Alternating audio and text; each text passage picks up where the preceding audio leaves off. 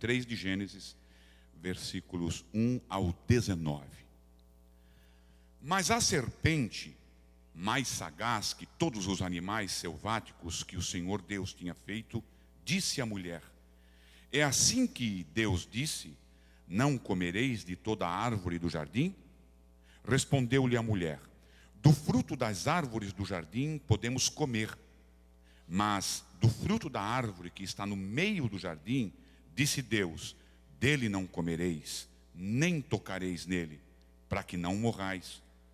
Então a serpente disse à mulher: é certo que não morrereis, porque Deus sabe que no dia em que dele comerdes, se vos abrirão os olhos, e como Deus sereis conhecedores do bem e do mal.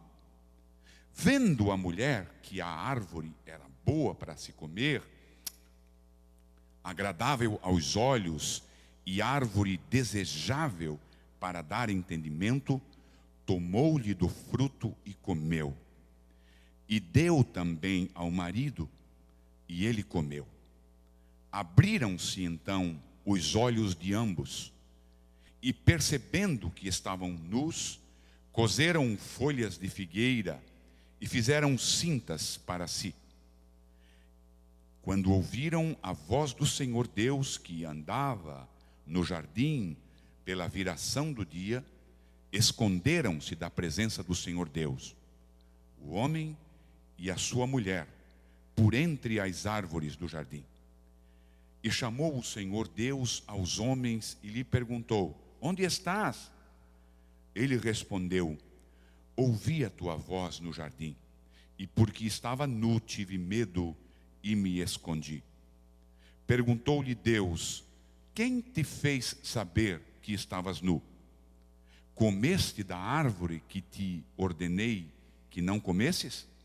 Então disse o homem: a mulher que me deste por esposa, ela me deu a árvore e eu comi.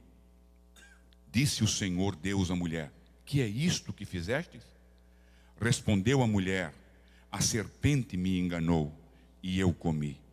Então o Senhor Deus disse à serpente: visto que isto fizeste, maldita és entre todos os animais domésticos, e o és entre todos os animais selváticos. Rastejarás sobre o teu ventre e comerás pó todos os dias da tua vida. Porei inimizade entre ti, a mulher, e entre a tua descendência e o seu descendência. Este te ferirá a cabeça, e tu lhe ferirás o calcanhar. E a mulher disse: multiplicarei sobremodo os sofrimentos da tua gravidez, e em meio de dores darás à luz filhos. O teu desejo será para o teu marido, e ele te governará. E a Adão disse: visto que atendestes à voz da tua mulher, e comestes da árvore que eu te ordenara não comesses, maldita é a terra por tua causa. Em fadigas obterás dela o teu sustento durante os dias da tua vida. Ela produzirá também cardos e abrolhos, e tu comerás a erva do campo. No suor do teu rosto comerás o teu pão, até que tornes a terra, pois dela fostes tomado ou formado, porque tu és pó, e ao pó voltarás. Amados, eu não tenho nenhuma intenção, não é o meu desejo nessa noite, não é entrar assim em questões críticas relacionado a essa história. Não é esse o meu objetivo. O meu objetivo, irmãos, é porque na verdade isso aqui é muito menos importante do que o seu significado moral e religioso. Eu quero entrar aqui em questões que vai nos edificar, que vai nos alertar, que vai nos preparar. E que eu espero, do fundo do meu coração, de que isso venha nos a pôr em alerta. Não é? Em alerta. Tem pessoas que gostam muito de tomar aquele Red Bull para ficar ligadão, não é? Ligadaço, e mais força, e mais ânimo, enfim. Cada um faz de alguma forma como achar melhor. Mas eu quero que essa palavra tenha esse objetivo. Fazer um exame, fazer uma autoanálise, não é mesmo? Nesse sentido. A história que nós lemos, irmãos, ela pressupõe, ela aponta, não é mesmo? De que o homem, ele vivia até esse dia em uma inocência, num estado de inocência. Eu li alguns comentaristas e tal, teve um que me chamou a atenção, que ele disse, numa inocência ignorante. Não sei se cabe essa palavra, mas essa palavra, ela marcou. O estado de inocência deles era muito grande. A gente não consegue chegar a esse ponto. Enfim. E essa história, ela relata de como nós mudamos e de como essa inocência, irmãos, mesmo nos dias de hoje, ou principalmente agora, né, ela vai mudando e ela vai perdendo essa característica, essa inocência ignorante, essa inocência profunda. Deixa eu te mostrar algo que aconteceu na semana que passou. Na semana que passou, nós saímos daqui no domingo passado, junto com o pastor João Maria, fomos para casa, e ele perguntou para mim assim, Eliseu, você pode parar num lugar, porque eu preciso comprar um creme dental. E aí eu parei logo aqui na farmácia aqui. Estacionei o carro lá, e ele disse, você não precisa ir junto, eu vou lá e compro e já volto já. E eu fiquei no carro. E eu estava com a minha neta, a Amanda, dentro do carro. E aí ela já pulou e disse, let me help him. Que bonito. Que coisa linda. Aí ela já abriu a porta e tal, e já foi correndo atrás. E aí daqui a pouquinho, realmente, voltou ela carregando a sacola, sorridente, feliz. E passou batido. Aí depois eu encontrei em cima da minha mesa lá um potezinho com bolachinhas dentro. E aí a minha esposa, a Ana, falou assim, isso aqui é da Amanda. Agora, ela disse, agora eu sei o porquê que ela se prontificou em ir ajudar o pastor João Maria na compra do creme dental. Inocente ainda, mas não é uma inocência ignorante. Você entende o que nós vamos perdendo? O que a criança, sem ninguém ensinar, ela vai perdendo? Era sabe, irmãos? É isso. Então, por que eu coloco isso? Para você ver, irmãos, o quão distante esse dia colocou a humanidade. O quão longe, irmãos, nós estamos do estado perfeito que Deus criou o homem. O quão distante. O quão longínquo é isso. E eu quero aqui mostrar alguns estágios, irmãos, eu quero fazer isso, eu quero pregar em duas partes. A primeira eu quero mostrar aqui esse estágio dessa transição. Mostrar o estágio dessa transição, que está de uma forma muito clara no texto. Muito clara.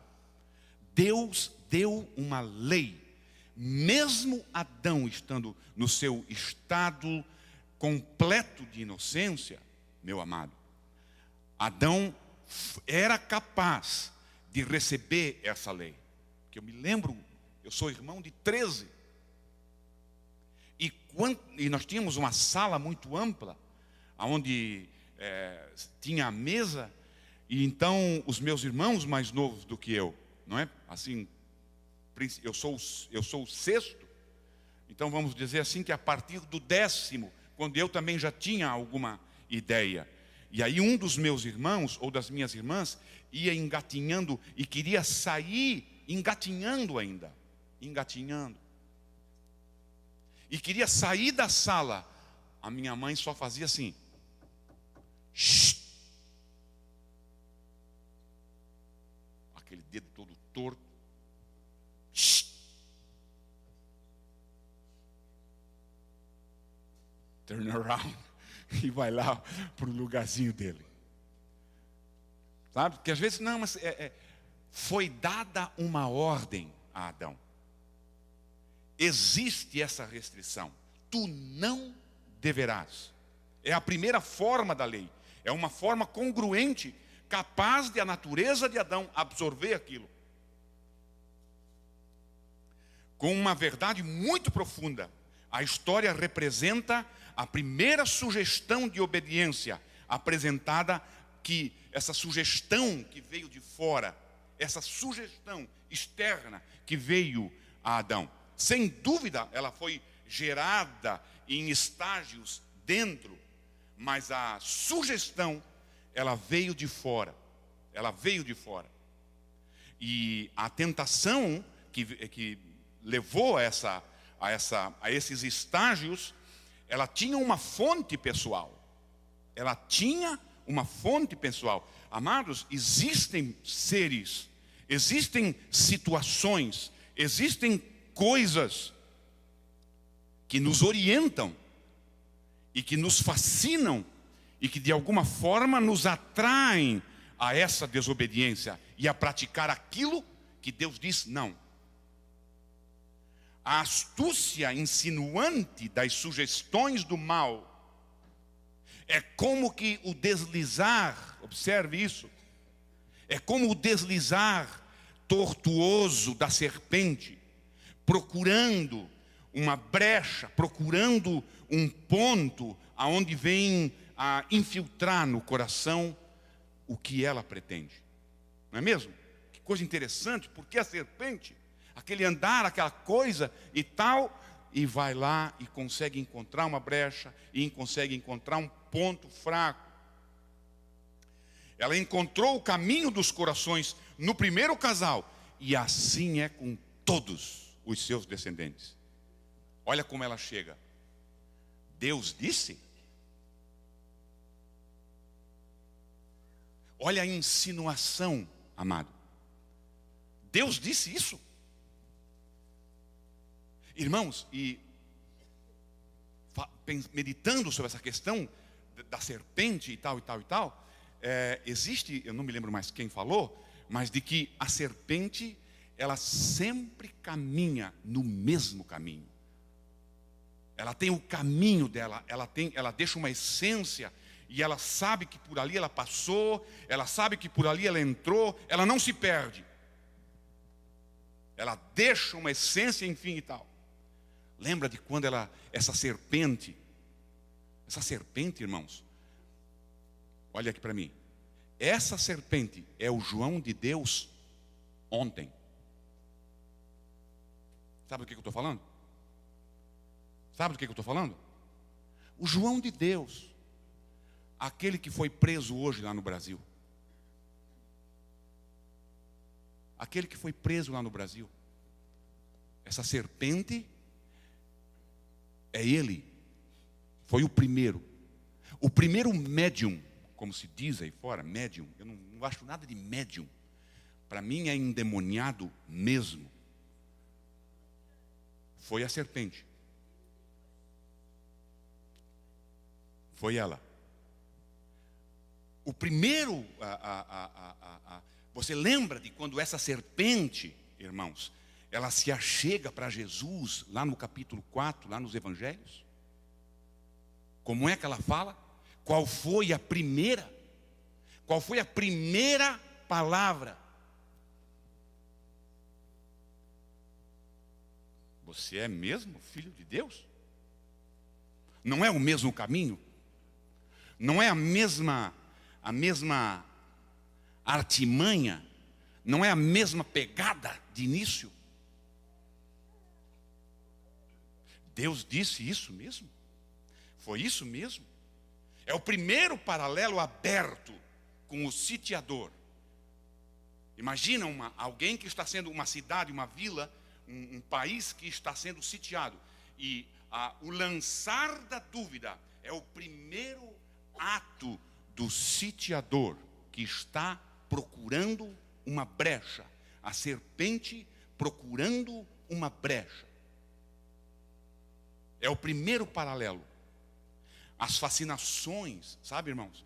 As fascinações pelo fruto, elas não foram plenamente balanceadas, elas não são ponderadas por Eva. Mas o ouvido da Eva consegue captar na palavra de Satanás, no corpo da serpente, ela consegue captar e segura uma dúvida. Uma dúvida. Uma dúvida. Irmãos, quando o pastor Silvio disse hoje de manhã, você tem que ter certeza da tua salvação. Isso nos prepara, irmãos. É algo que precisa estar acertado forever na tua vida. Você precisa ter certeza de que você é um salvo. Não deixa, não permita, não, olhe para mim, olha aqui para mim. Não dê ao diabo o direito de tentar plantar uma semente no teu coração. Não dê a ele esse direito, em hipótese alguma. Em hipótese alguma. Não dê a ele trunfo. Ele é poderosíssimo. Não dê a ele mais poder ainda. Não dê a ele mais poder. Não brinca com o teu erro. Se errou, acerta. Se falou, pede perdão. Se pisou na bola, bota o embigo no balcão e pergunta: quanto é que eu devo? Essa semana mesmo, eu desci do púlpito aqui e fui aí e busquei alguém e disse: me perdoa. Eu faço o máximo para não errar, mas eu erro.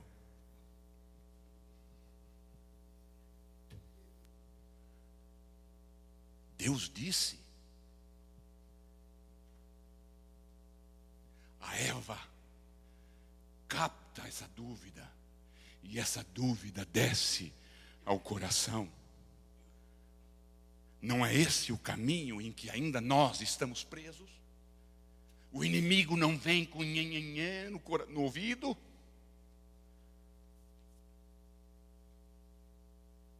A realidade das distinções morais, o erro essencial do pecado, irmãos, ele é obscurecido.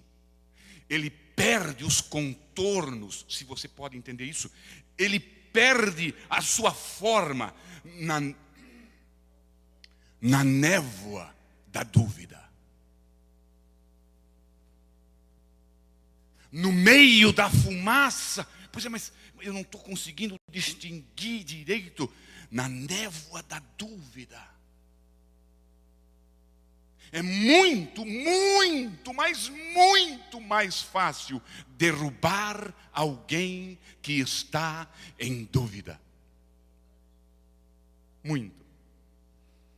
Então o progresso de sair daquele estado que só Deus pode definir o que é a inocência naquele estado. Uma inocência plena, uma inocência ignorante chega a ser. Passa por aqui, por uma implantação de dúvida. Deixa eu voltar em Mateus capítulo 4. Há alguns dias, deixa eu ser mais preciso, há 40 dias antes, pastor Linderson, me corrige se eu estiver errado, há 40 dias antes em que a serpente chega para Jesus, tu és o Filho de Deus? Há 40 dias antes, o céu se abriu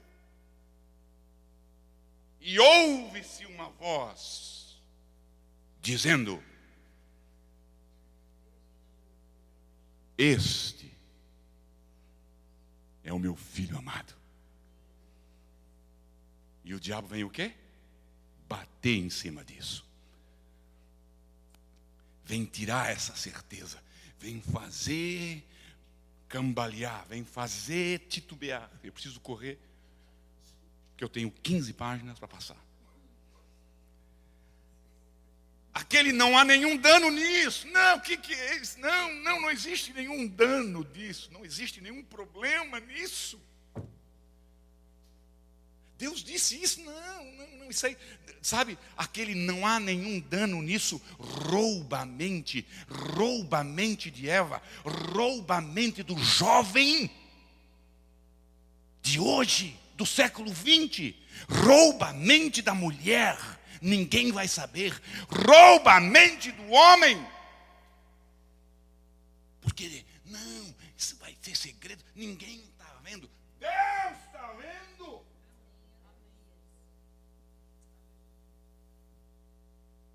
Aí então, quando essa semente é implantada, vem o próximo passo do sitiante.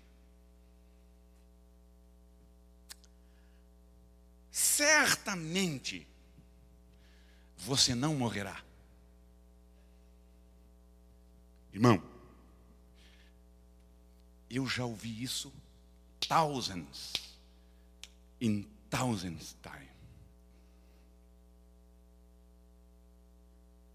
Não, isso não tem problema. Você me acredita que um descarado veio querer batizar e eu fui fazer o curso e o camarada tinha 2 mulheres? Não, mas isso não é problema. Quase que do vez do batismo eu faço um funeral. Isso não é problema, pastor. Isso não é problema. A minha mulher está no Brasil e nós te damos bem, mas você sabe. Não, eu não sei nada. Não sei nada disso. Você quer me colocar no meio? Eu não tenho nada com isso. Acerta. Mas o que o senhor está dizendo? Volta para a tua mulher. Volta para o teu lar. Volta para ela. E acerta a tua vida. E aí batiza. Sabe, irmãos? E essa declaração, olhe bem, essa declaração de Satanás para Eva, porque é Satanás falando com Eva, ela vem em seguida de uma indicação básica de que a proibição feita, imagina que essa cadeira é uma cerca, e a proibição que o Senhor colocou para Adão, não coma, porque se você comer, você vai morrer. Olha como ela distorce e como ela é astuta, como ele é astuto. Não. Certamente não morrerás. Ela muda o sentido. Essa questão dessa cerca que o Senhor te colocou, não é para você não cair no precipício. Não é que você vai cair, não. Olha a sugestão dela, olha a sugestão dele. Essa proibição, camarada, Eva, essa proibição, ela serve como uma barreira para que você não cresça para que você não seja como ele é.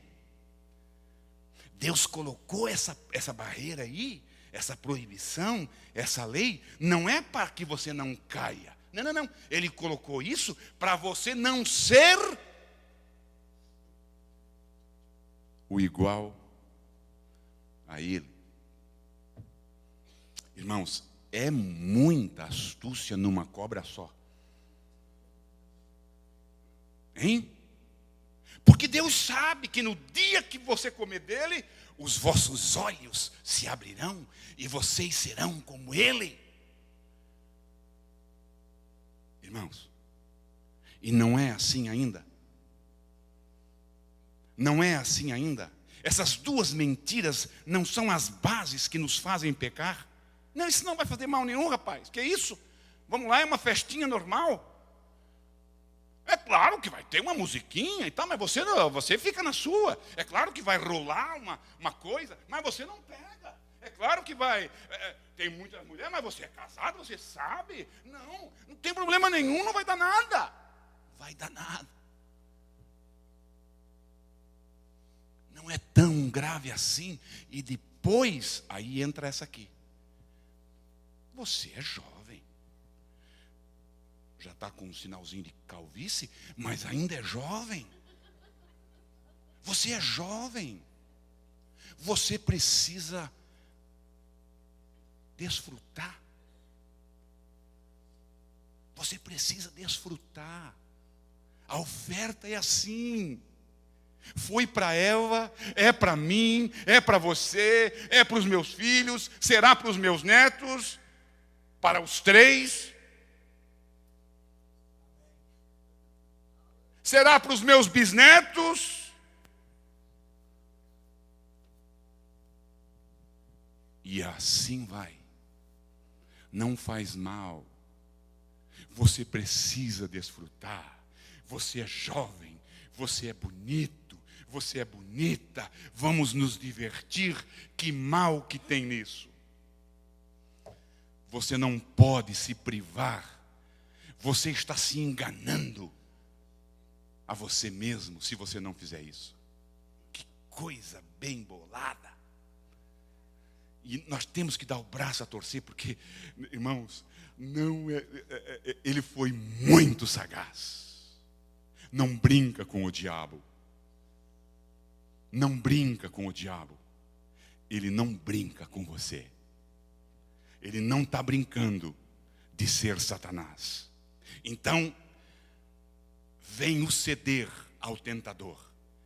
O terceiro passo, vem o ceder. Enquanto a proibição, irmãos, olhe bem, enquanto que a proibição era indubitável e os resultados fatais de transgredir essa proibição era fatal, era certo, as fascinações, enquanto que eu tenho para mim, se eu fizer, eu vou morrer. Se eu fizer, eu vou pecar. Enquanto isso estiver tinindo nos meus ouvidos, as fascinações por determinadas coisas que são proibidas vão ser vencidas com facilidade. Agora, quando esse tinir de Deus e essa sineta, essa sirene que o Espírito Santo de Deus tem na minha vida e na tua, porque deve ter aquele alarme de quando você está chegando perto de um radar da polícia, pip, pip, pip, aí você diminui para 50. No espiritual é a mesma coisa. Quando você chega perto, eu sei porque acontece comigo. Eu não sou melhor do que você. Sai daí, Eliseu, sai daí, pega a saída. A saída para o pecado é o primeiro exit.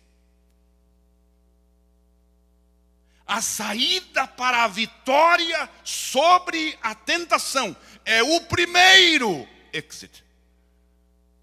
Não busque o segundo, que pode ser too late. É no primeiro. É no primeiro. Enquanto aquela proibição era indubitável e os resultados eram fatais e certos, as fascinações das coisas proibidas, a fascinação não era sentido. Eu sou de um tempo, eu já disse isso aqui. Não é que eu não gostava daquele tempo e nós não voltaremos para aquele tempo.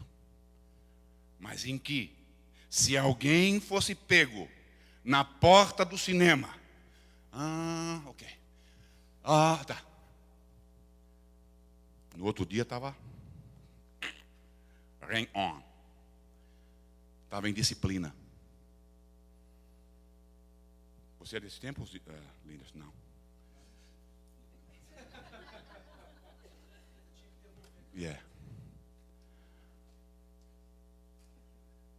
Não sei se por causa de medo ou por alguma questão. A gente via muito pouco. Eu me lembro, para falar a verdade, de um caso que a pessoa saiu da comunhão. Mas deixa eu te dizer uma coisa. Eu já disse isso aqui 300 vezes e vai a 300ª1ª. Era culto abençoado aquilo. O que era aquilo? Mas é que hoje não tem mais endemoniado. Essa que é a verdade. Acabou-se, nós expulsamos tudo. Nós não. A Assembleia de Deus daquela época expulsou tudo. Acabou todos os endemoniados.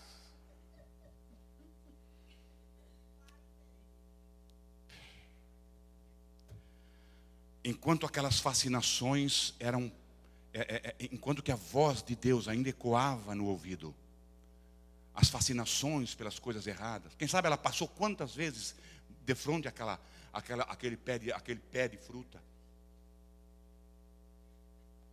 Sabe, nem chamava atenção.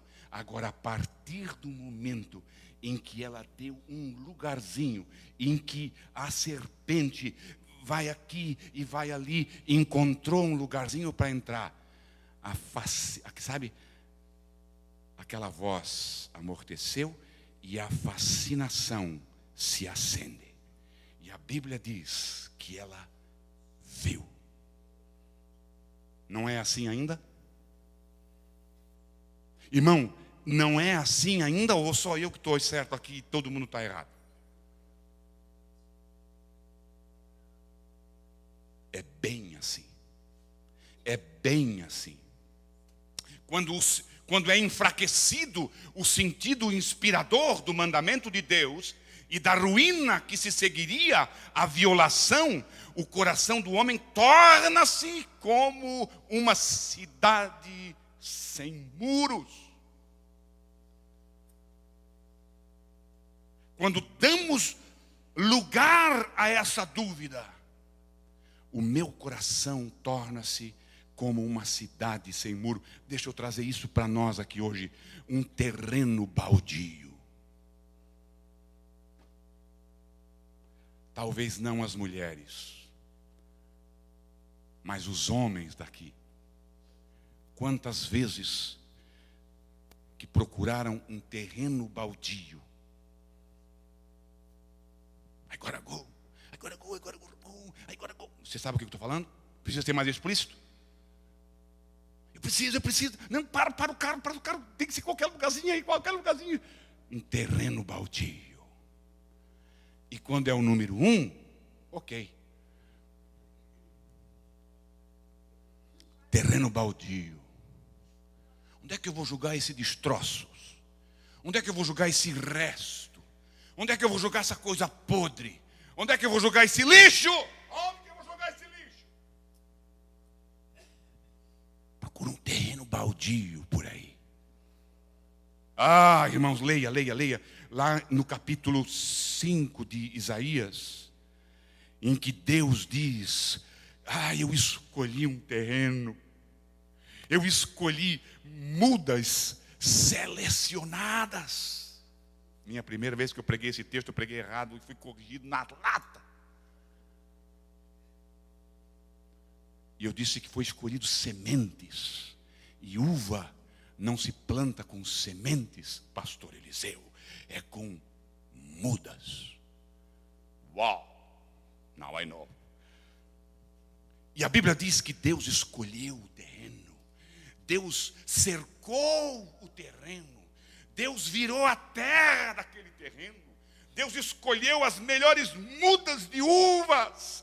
Deus fez um lagar naquele terreno. Deus fez uma torre naquele terreno e plantou as uvas. O que é que Deus queria? Caldo de laranja?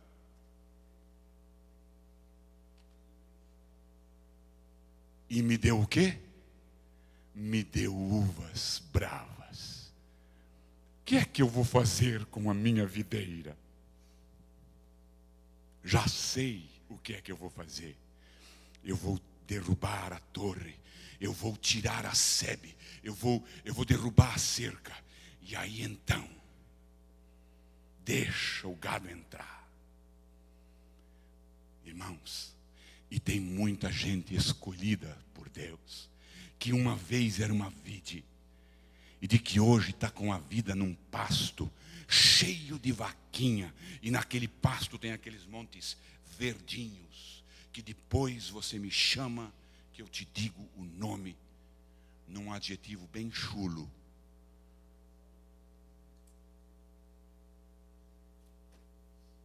Porque deu lugar a uma dúvida da serpente.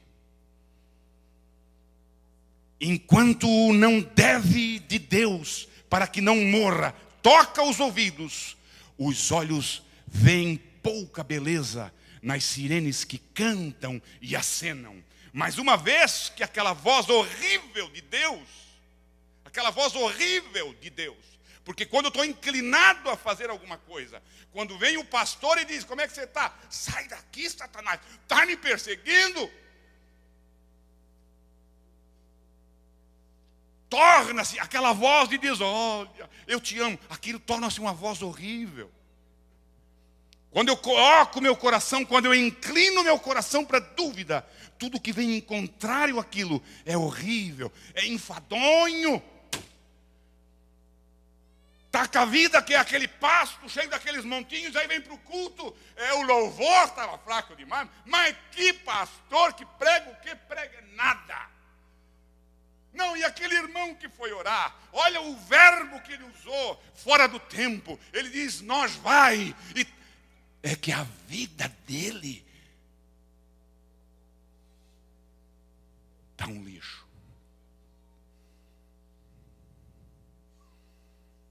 Ah, irmãos, as consequências fatais vieram e não demoraram, Marcos. A Bíblia diz de que na viração do dia, eu não quero entrar assim muito porque eu tenho a segunda parte para falar. Na viração do dia, há um abismo entre ser tentado e pecar, mas os resultados do pecado, o resultado de ceder, por isso que nós cantamos, não ceda, ceder é pecado. Há um abismo, há uma distância enorme entre o ser tentado e o pecar. Mas depois de pecar, as consequências são drásticas e são logo, na viração do dia. Uau, que coisa linda. Quantas das vezes, irmãos, que eu cometi algo errado, que eu pequei mesmo, e saí todo gabola, porque quem é que dorme de noite? Quem é que dorme? Eu não sei como é que um crente, um membro de uma igreja, um homem, uma mulher, um jovem, pastor Linderson, que frequenta a igreja, que ouve a palavra e que pratica a palavra e que desenvolve a palavra e que toma a Santa Ceia, peca e consegue dormir de noite.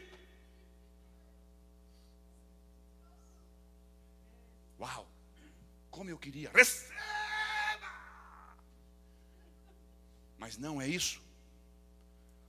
Recebe aí, crente. Está tudo bem, pastor, pois cuida para que continue dessa forma. Aleluia! Aleluia! As consequências vieram.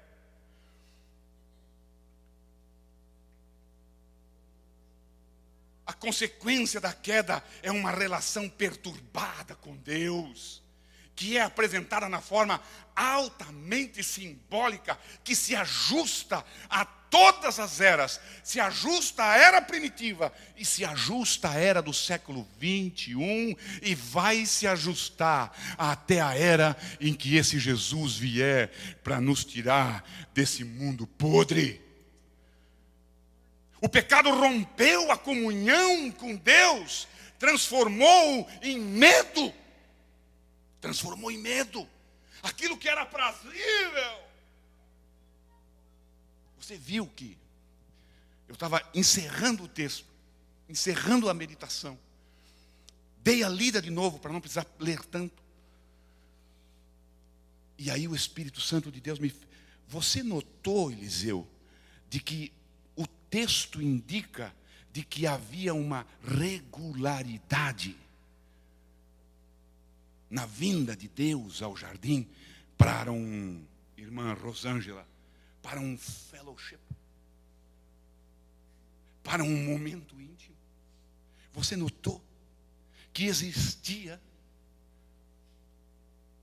aponta para uma periodicidade, sabe, nas virações dos dias, na viração do dia. Irmão, quantas vezes Deus chegou no teu lugarzinho e você estava too busy, muito ocupado. Quantas vezes o Senhor ficou lá no teu lugarzinho? Eliseu, hein? Eliseu, eu estou aqui no nosso encontro, menino, como é que é esse negócio? Já vim ontem, tu não estivesse. Semana passada furou 3 dias. Tive ontem, tu não estás. Tive hoje, tu não estavas. Tive hoje, tu não estás também. O que está acontecendo?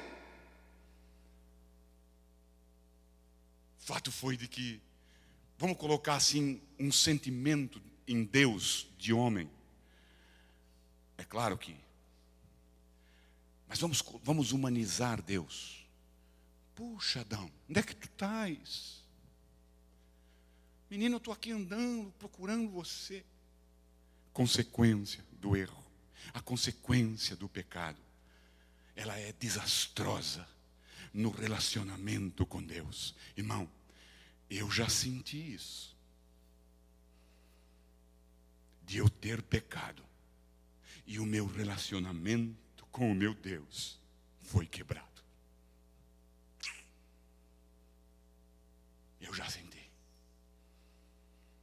Eu já vi o céu ficar negro sobre a minha cabeça. Eu já vi.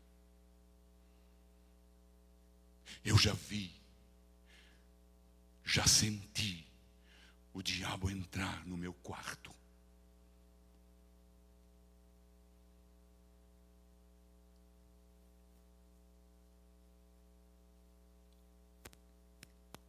Por ter errado. Por ter errado. Por ter quebrado o meu relacionamento. Não se engane. Olhe bem para mim. Olhe aqui para mim. Não se engane. Ou Deus está contigo, ou Satanás está contigo.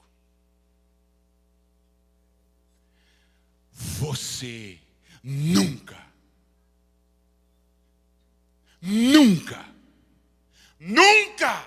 vai estar sozinho. Nunca.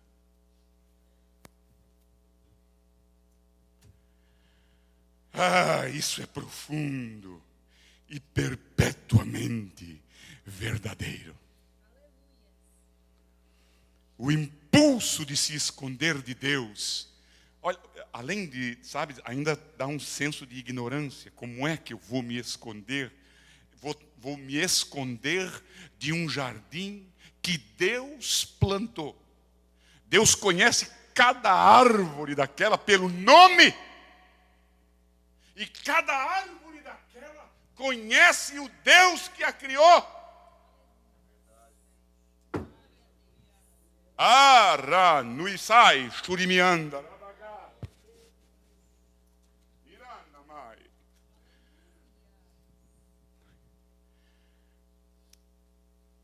A voz de Deus vai, assim como está indo pela internet até você que está nos assistindo e a você que aqui está. A voz de Deus vai ao encontro, na pregação de um pregador, no testemunho de quem testemunha, no hino, a voz de Deus, a voz, a voz de Deus. Deixa eu pular aqui um pouquinho. Deixa eu ir para a segunda parte. O que é que nós aprendemos com isso?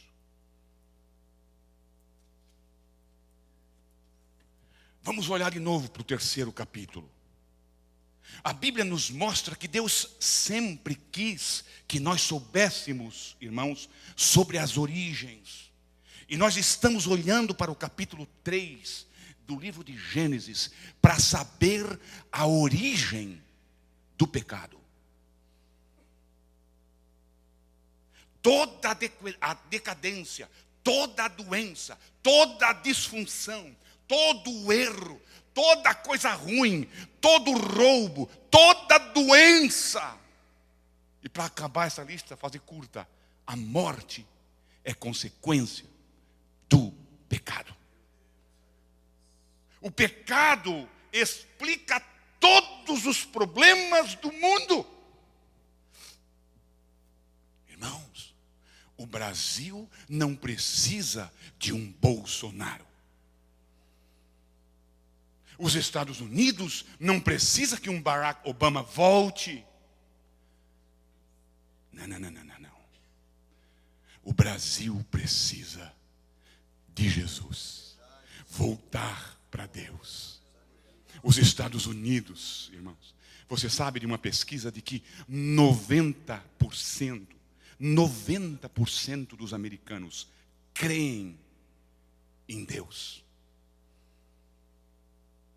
Creem em Deus. Darwin disse assim. Estou pulando um pouquinho para chegar no final, pode ser que não dê tempo, isso aqui é interessante. Darwin diz assim: é claro que eu creio em Deus. É claro que eu creio em Deus. Não no Deus da Bíblia. Mas eu creio em Deus.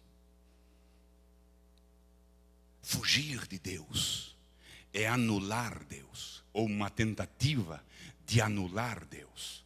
Se esconder de Deus é uma tentativa de diminuir Deus, de escapar de Deus, de se esconder de Deus, de apagar Deus. Não, mas eu creio em Deus. Não nesse Deus aí, que condena, e que isso, e que aquilo. Aí eu faço um Deus melhor. Não, eles não estão pregando um outro Deus aí fora. Estão pregando outro Deus aí fora. Qualquer Deus que se pregue, que não fala do amor, mas que não fala do inferno, é um outro Deus. Jesus falou mais de inferno do que de céu. Jesus falou mais de arrependimento.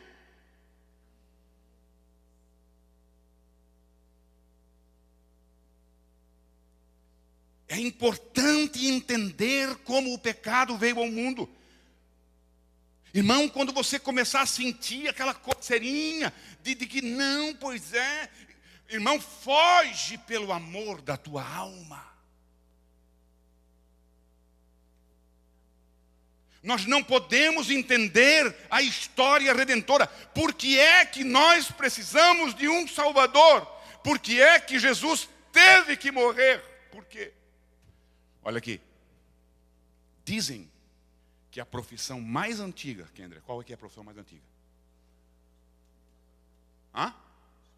Prostituição. A profissão mais antiga, na linguagem aí fora, é a prostituição, mas não é não. Não. A mais antiga é costureiro.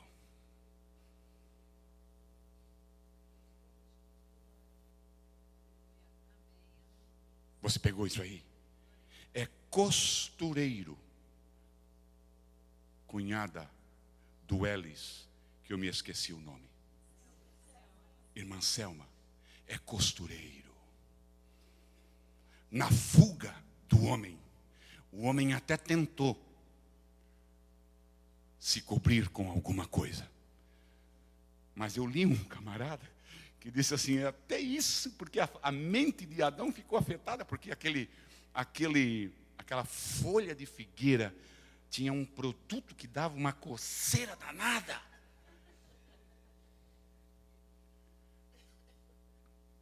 Deus fez uma túnica.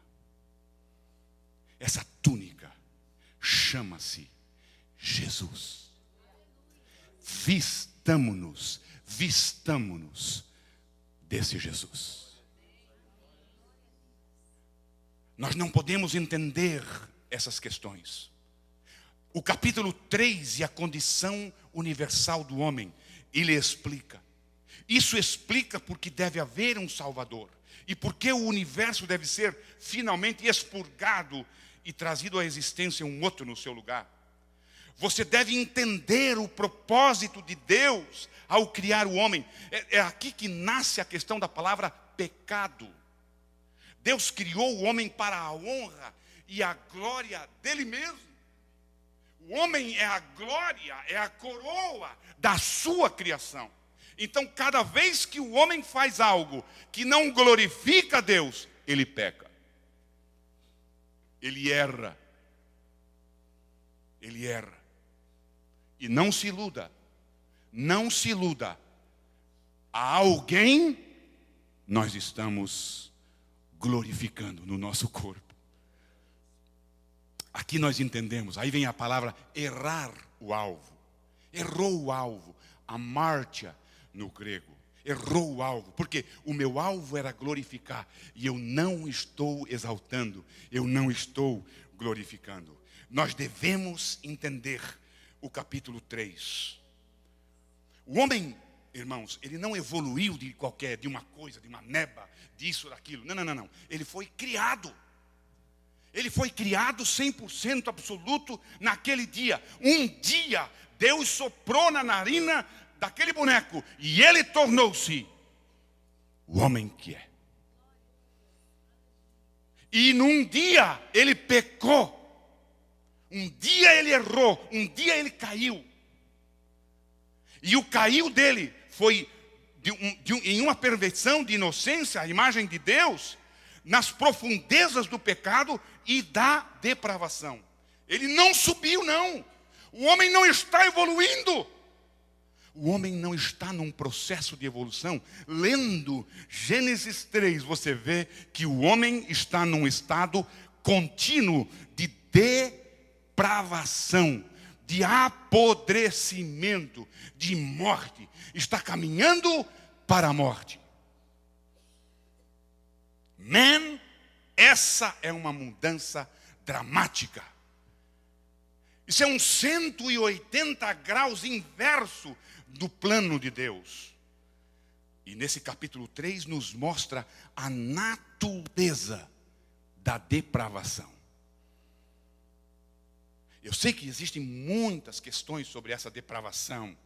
É total, não é total e tal. Eu não quero entrar nessas questões. Muito embora, como eu disse hoje para o Linderson, eu creio que da imagem ficou um fio de cabelo de sapo da imagem. Um pouquinho, uma fresta, alguma coisa ficou. daquilo que ele era antes. Por quê? Eu sei que existem muitas definições teológicas de depravação, mas deixa-me definir depravação. Depravação é uma condição na qual o homem não está disposto a se arrepender. Depravado. Isso é realmente o que a depravação é. Não é apenas uma condição em que alguém não está disposto a se arrepender. É uma condição de alguém que é incapaz de se arrepender. É algo realmente profundo em sua propensão para evitar o arrependimento. Essa é a verdadeira, a essência da depravação. Ele fará qualquer coisa para evitar Deus. Qualquer coisa, até mesmo vou inventar uma roupa que me torne, para me esconder desse Deus. Qualquer coisa. Mas se ele for finalmente confrontado por Deus, ele não, olhe bem, olhe para o texto que você vai ler lá depois em casa. Se ele for confrontado com Deus, aqui, face a face, vem aqui na minha frente, olha aqui nos meus olhos verdes. O que é que aconteceu? A mulher que tu me desse. Holy macaroni. O cara não é capaz, ele anula Deus, ele cancela Deus, ele não quer se arrepender. Mas se chegar um momento tete a tete com Deus, foi ela. Isso, irmãos, é a essência da depravação. Depravação é uma condição na qual o pecador não se arrepende e não pode se arrepender do seu pecado. Isso é exatamente o que nós vemos por aqui acontecendo hoje. Aí está a necessidade e o porquê que eu, você, aquele teu vizinho que você chama de endemoniado, que já pediu para Deus matar ele, mata ele, Senhor. Precisamos de um Salvador. Por que tinha que vir um Salvador? Porque o homem não tem condições de se arrepender. Ele precisa de uma ajuda externa. Não mudei de ideia. A criança está querendo andar. O pai ou a mãe pega na mão da criança e aí ela anda.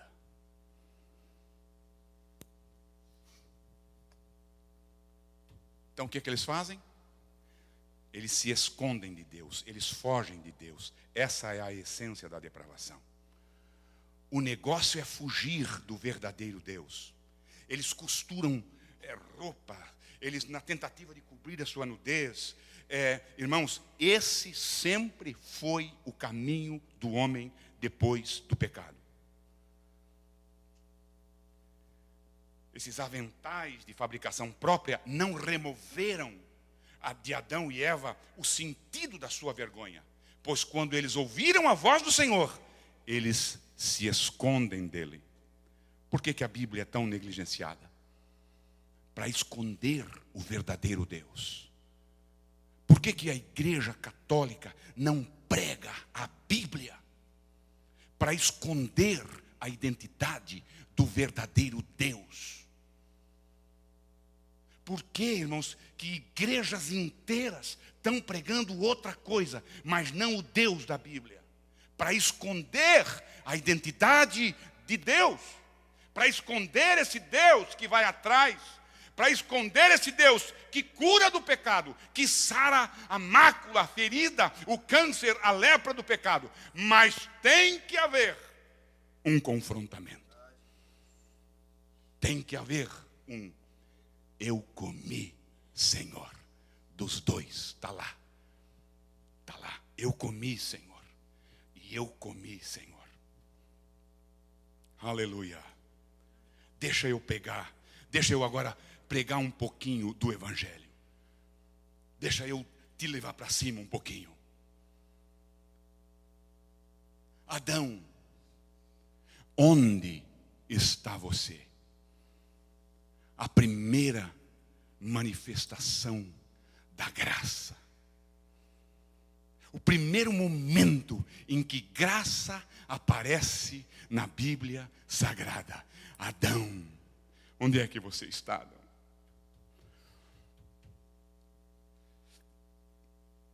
Você sabe, irmãos, eu já preguei aqui, daquele encontro da mulher pega em adultério.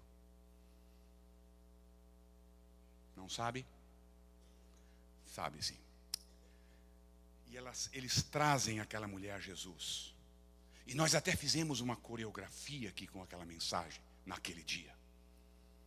A irmã Marcela ficou prostrada aqui.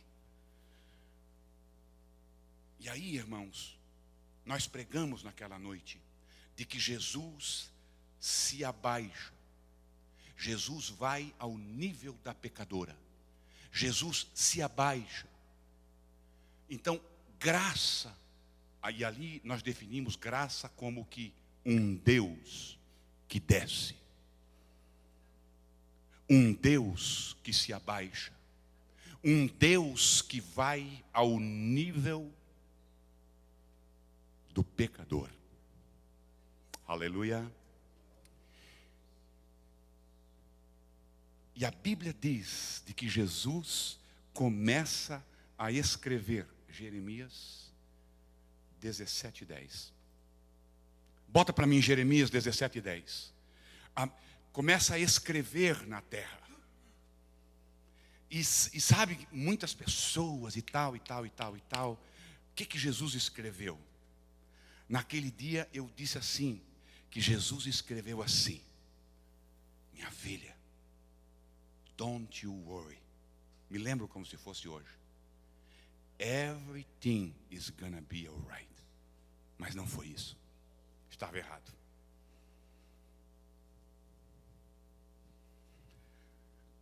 Jeremias, profeta maior, eu quero que você entenda isso aqui.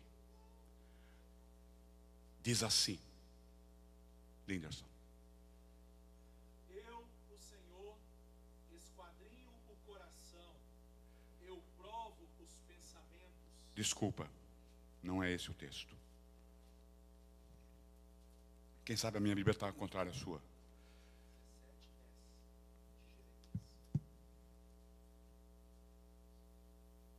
Agora, nessa rapidez aqui, o Jeremias até some. Mas encontrei o Jeremias 17:13. Eu sabia que era o Jeremias. Pode ler, está aqui. O que é que Jesus escreveu na areia, na terra? Diz assim: ó Senhor, esperança de Israel. Olhe bem, todos aqueles que te deixam serão envergonhados. E o que mais dá para ler?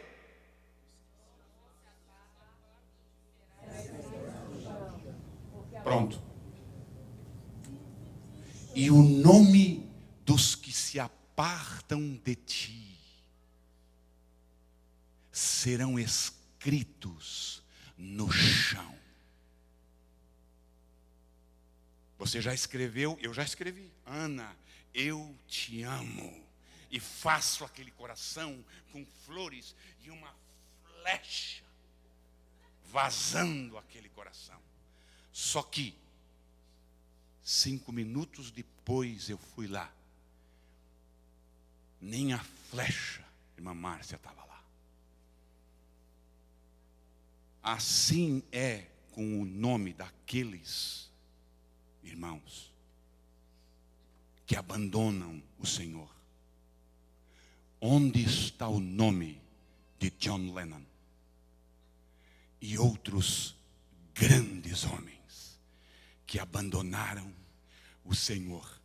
A minha Bíblia e a tua Bíblia diz que o meu nome, aleluia, aleluia, o meu nome, irmã Karina, e o seu nome está escrito nas palmas das mãos do meu Deus. Jesus escreve. Ai, ai, ai, ai.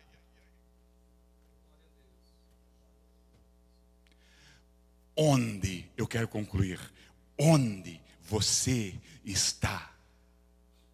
Adão, aonde você está? Existem duas questões aqui, duas visões. Uma que é o povo lá de fora, que não é o nosso caso aqui hoje. Olha, irmãos, olha aqui para mim. Deus faz muita coisa, irmã Rosângela. Deus faz muita coisa, mas Ele não é doido. Ele não fala com quem não está aqui. Sabia disso? Ele te trouxe aqui hoje para fazer essa pergunta: onde é que você está? A pergunta ecoa, a pergunta ecoa, a pergunta ecoa. A atitude e a ação de graça de Deus são típicas e características. Essa é a atitude de Deus. Essa é o ato de Deus para aquele que peca, para aquele que erra, para aquele que se desgarra, para aquele que sai por aí afora. Foi Deus quem foi atrás de Adão. Foi Deus quem foi atrás de Abraão. Foi Deus quem foi atrás de Moisés. Foi Deus quem foi atrás de todos os grandes homens. Foi Deus quem foi atrás do Jonas.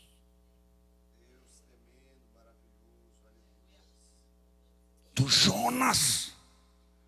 Foi Deus quem colocou ele lá, para que de lá ele grite: tem misericórdia. Te levanta, porque eu quero concluir. Foi Deus. Foi Deus. Foi Deus.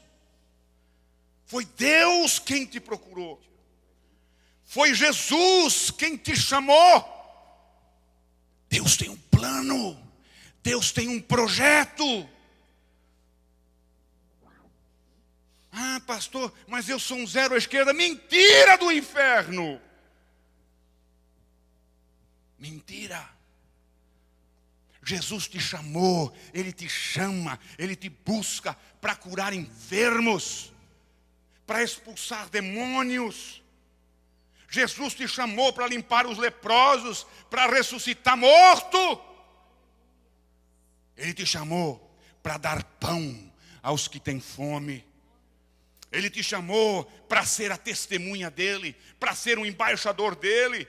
Ele te chamou para ser um soldado. Ele te chamou para aparecer com o seu nome, para padecer pelo seu nome. Ele chamou para você ser uma testemunha. Onde?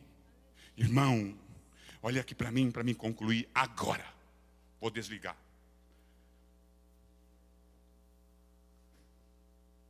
Não te escondas